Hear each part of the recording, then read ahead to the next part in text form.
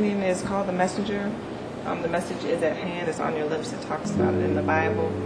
And she's emerging out of there's water there, but she's emerging out of so many different things, almost to a point where it's meditative, in a peaceful kind of place mentally, emotionally. And this is one in oil on canvas, painted in 2000, I think, just after my dad died. And so I think for me it was, when you have the Trinity, you have the Father, the Son, and the Holy Spirit. And this was with the butterfly wings. It's not actually me, it's someone that I know, but the funny thing about very personal things, when you make them personal, they become universal and people start to see themselves in it. But you asked me about the artwork in Houston and my artwork, and I went to the high school for performing and visual arts. I've always drawn. My dad said that I used to draw on the walls. I found some drawings in a closet, in their closet. We used to play in there.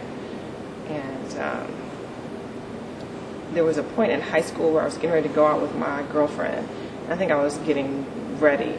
And so he and she, Tamla Woodard, she's an actress, had a conversation about me. And they're like, oh, and he said, well, this art thing is sort of taking hold of my daughter, and as long as she's happy.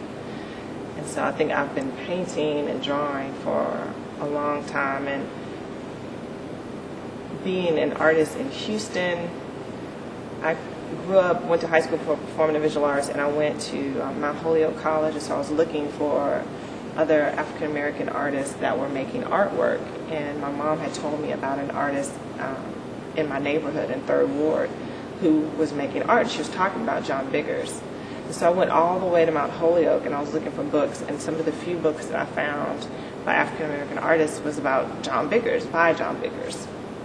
And then I met him at a conference there, and he was talking about this Middle Passage project that was going to be in the ocean, and he encouraged me to be an artist. And then when I came home, I think that first summer out of college, and I ran into him, I saw him, I was taking my sister to school, and I saw him getting ready to go for a walk on the bayou, and I was telling my sister, I was like, oh, that's John Biggers. And she said, well, you should turn the car around and go talk to him.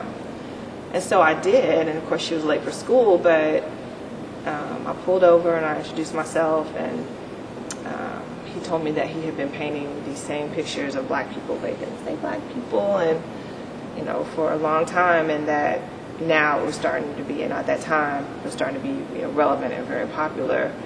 And he told me to continue to make artwork.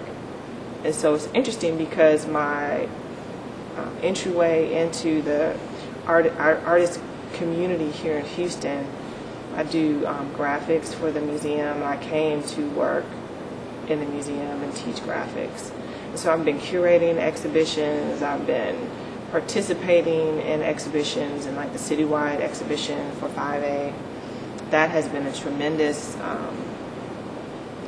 thing, I think, because it's a citywide exhibition where artists from all over different levels of their artistic experience, emerging artists, but from different backgrounds, come and they share their artwork during Black History Month throughout the city, and then curating and coordinating artist events here and developing education programs. And so my life has been so much about art. But people used to tell me all the time, well, you're so smart, like, why are you doing art? Like, art is not a smart thing to do. And I tell them, art is a very creative process, and it's about processing information, and it's about using the gifts that God has given you. It's like breathing is very necessary. So, I think Houston is a good place for that, because there is a community of artists that are willing to share the information and that will collaborate with you. And then sort of having one foot in, one foot out on different sides as far as working in a museum, teaching at a university. I definitely feel like I've been blessed.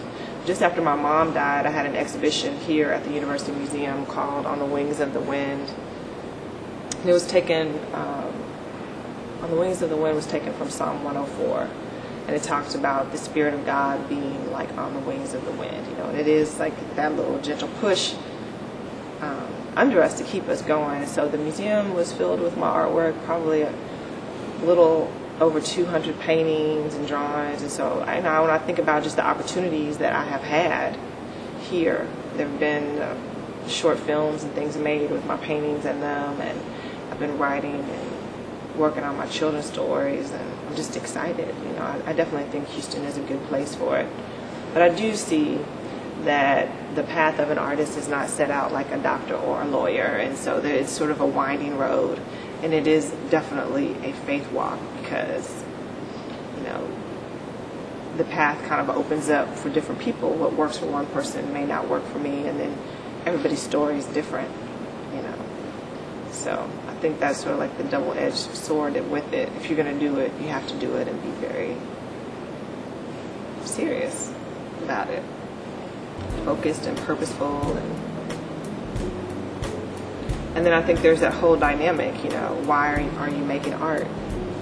For me, it's about inspiring young people. And so teaching art and working on my stories and developing education programs, I feel like I'm fulfilling my purpose in that, and having exhibitions. I am amazed that people, maybe not amazed, maybe more honored that God would use me as a vessel to be a blessing to someone else. That people could confront, experience the Spirit of God in my work without me saying a word, without me even being around. And that, to me, is a good thing. Because when I get to heaven, I want God to say, well done.